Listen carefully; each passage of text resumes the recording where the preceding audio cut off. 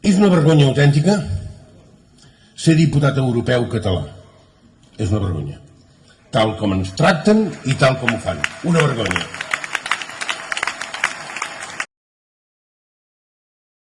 No els hi vull donar la satisfacció de renunciar. Aquesta no la donaré. Aguantaré fins al final. Però em sembla que hem de fer accions contundents, coratjoses i ràpides.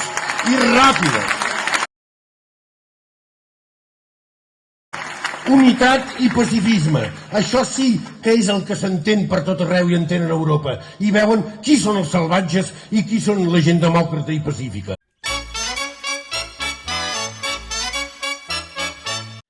No tenim ni 5.